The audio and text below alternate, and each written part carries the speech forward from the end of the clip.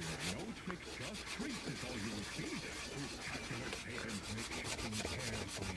New pre-owned vehicles. Work hard, drive easy. At all 3 billion Worthington. Life insurance is one of those topics that make people want to change the subject, rather than admit they really don't need it. That's why we at Vaughan, Dayton, and Worthington in return focus on all the benefits of life insurance, especially women, by asking people to save insurance of life 7-283-4401 and put the light back in life insurance. Rooted in the community, Hospice of Murray County is your quality care you've come to know and expect. Our staff is for, and we'd be more than happy to talk to you. Just because your air conditioner works now doesn't mean your furnace will when you need it. Call BTU Heating and Cooling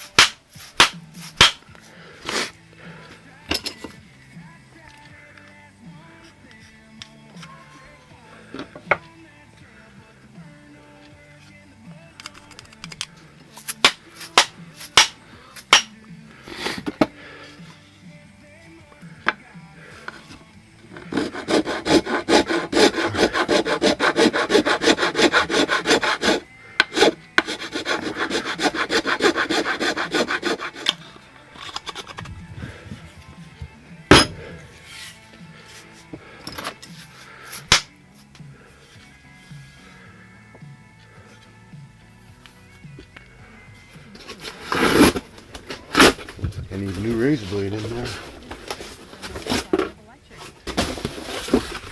Alright. Alright, let me turn the radio down here and tell you what we're doing. We're pretty close. If I missed a spot, it's going to show up in the next step. But I'm pretty excited about this wood. I don't know if you can see it in the camera or not. Well, we got to get these little spots out. Don't want any slippers. And I got it. I always buy the ones that are called blemished because you get them so cheap. You can get them 30 to half off. And the blemish is because, see, there's like little marks in it. And for some reason people think that's not... I think it's awesome. It has nothing to do with the strength. Doesn't diminish the handle at all. It's just kind of pretty. And the grain in this one, it's almost perfect alignment. See how it's going kind of straight? And when you get to the eye, it's still straight. So it traveled down there. Oh, it twists just real slight. But it's going to be pretty. And because of these marks, I almost hate to do what I'm going to do next. But I always do this. I'm going to put fire on it.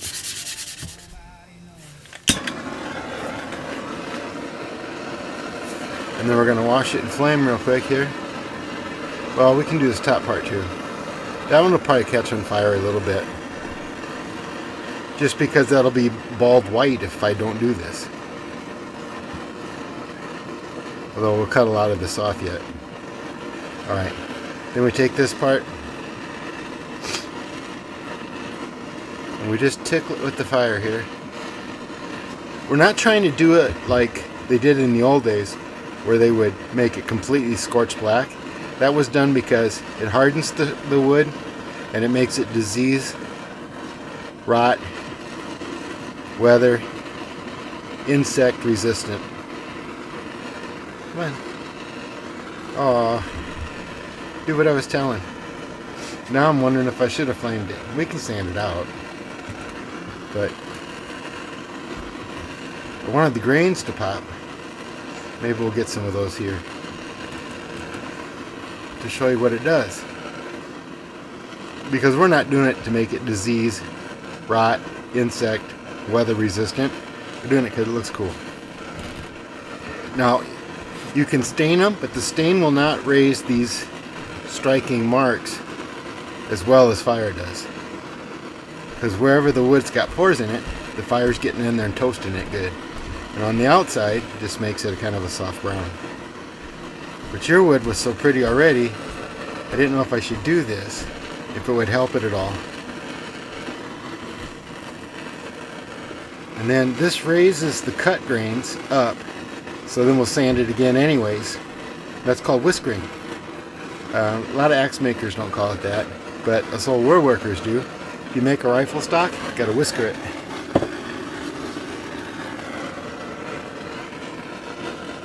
Interested to see what's going to happen down here. Don't crack, don't crack, don't crack, don't crack.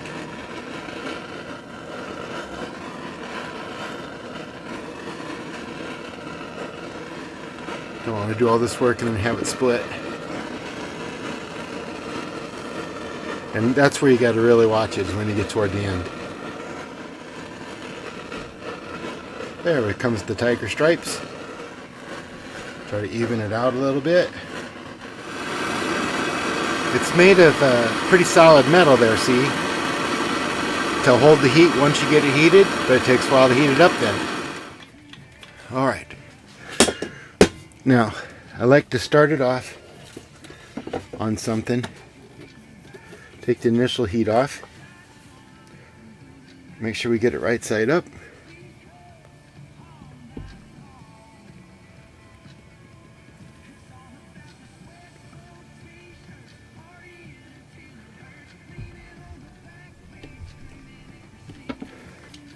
That's very nice.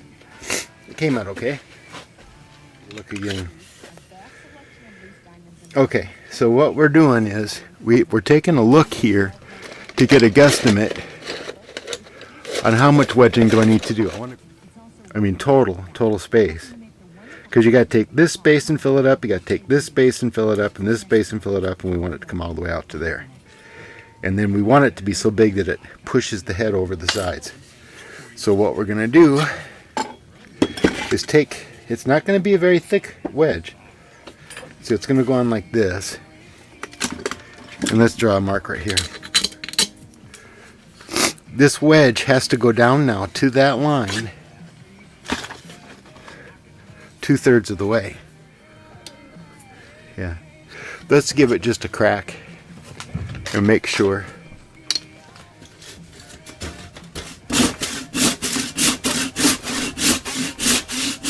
That's all the farther that needs to go. What one did we want? That's very wide. I'll save that for a double bit. This one just looks really good. That's nice. So let's take this one. I'm going to take this. We need to go that far. And like I said, I don't use the metal wedges because you don't need them. If you've done this right, you don't need a metal wedge. If this head ever starts to come loose, it dries repeatedly too many times, you're probably going to have to get a metal wedge on there. But save it for when that happens. And it'll be a shortcut to rehanging it. Proper way to do it's going to be to rehang it, refit it on there again, take it off, fit it back on this wedge.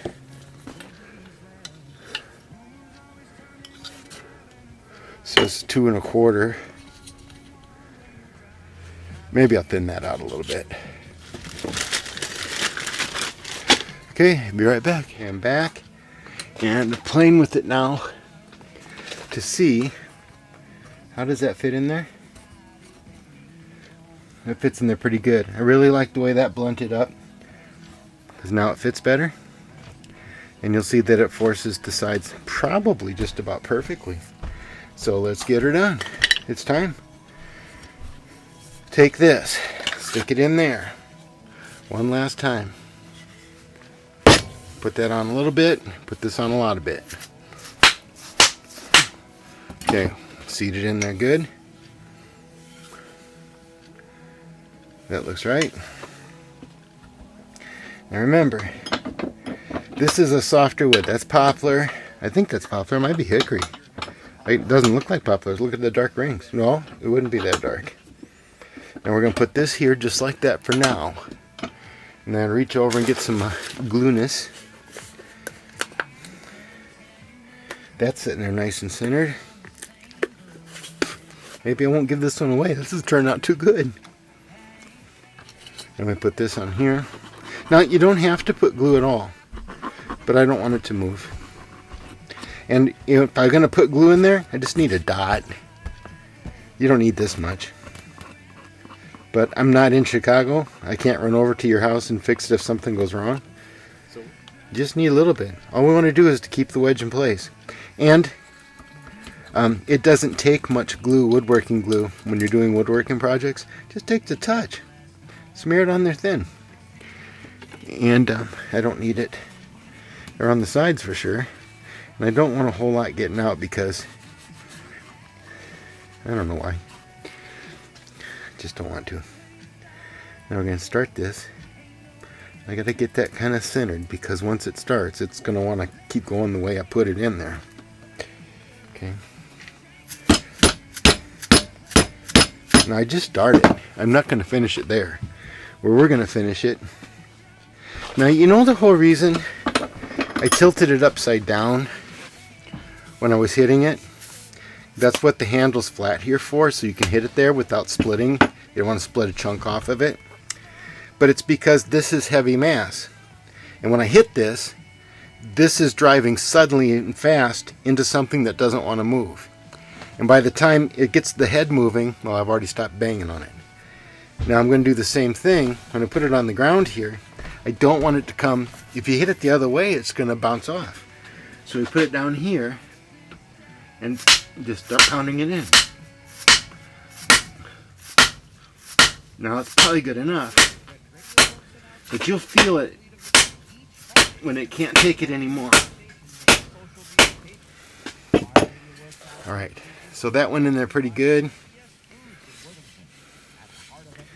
And now I'll take my big masher to finish it off because we got it that good. I'm going to grab it by the head, push down on the head, and then bang this in with just a regular mallet. Oh, it's happy. It likes where it is. It doesn't want to move any further. And it won't. It just won't take anymore. It's as far as it can go. Which, it's not on the bottom, because remember we measured it and I had just a little bit left over. So it wasn't on the bottom. It's not on the bottom of the cut, but that's as far as I can force that apart. And that's what we wanted to do. I don't know if you can see it. We want to force the sides open, and we are not going to cut that flat. That's a mistake to cut them flat. If you're going to cut them flat, yeah, you might as well get your metal rings out, or your metal wedges. I use the barrel wedges when I have to do it. It's a barrel wedge. I don't know if I got one around here. Yeah, I do. This one, I accidentally made the wedge too thin. Isn't that pretty, Axe? Not done yet. But see, I put a barrel wedge in. That was because this wedge wasn't big enough for that one. So,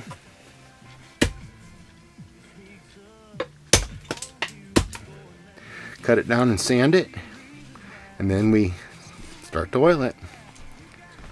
Oh, look at that fit back there. Look at that perfect fit. Oh, that's sweet.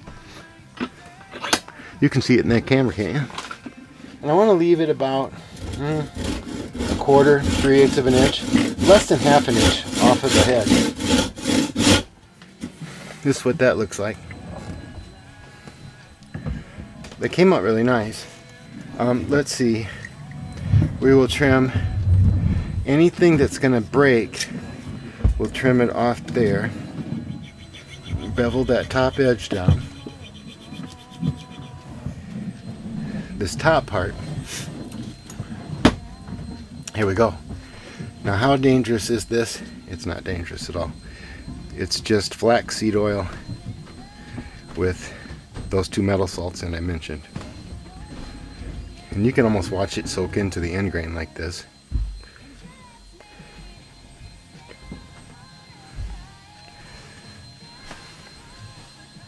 And can you get it back out if you glue the wedge in? Yeah, I do it all the time. You just drill that out, and you take a knife and go back and forth, cut the wedge out, and take it out, and then you reuse it. It's easier if you don't glue it, but it's not impossible if you glue it. Okay, now I got to put my oil mat down because it makes a mess. All right, it's dangerous. This stuff, you can't crumple your rags when you get done with it because it's what do they call it? Thermal. Oh, what is it? It's as it dries, it heats up, and it can combust. So if you leave crumpled rags around, they'll combust. Sweet, baby. Sweet, look at that. And it's also good for the heads. You don't want to use a lot of it. Some people will use it on the heads if they thin it down with mineral spirits first. And that keeps the rust down. So it's not rusting. Once a year, put another coat of this on. When you get it, it's going to have 6 or 7 coats already. But once a year, just put another coat on. It don't cost very much money with it.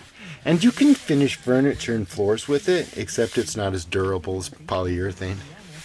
You'd be putting it on a lot. There's a safety data sheet on it, but mostly it just says don't make it into an aerosol. And the reason you can't make it into an aerosol is the same reason you can't make other oils into aerosols. If you breathe them, that causes problems. Don't turn it into a, don't atomize it, you know. Alright, that's all we're doing for now. And you'll see that I lay my rags out flat. If you lay them out flat, they don't combust. But your axe is there with those other axes, and it's drying. And it'll be dry here in a couple hours, and I'll come back and do it again. Alright, that's it for now.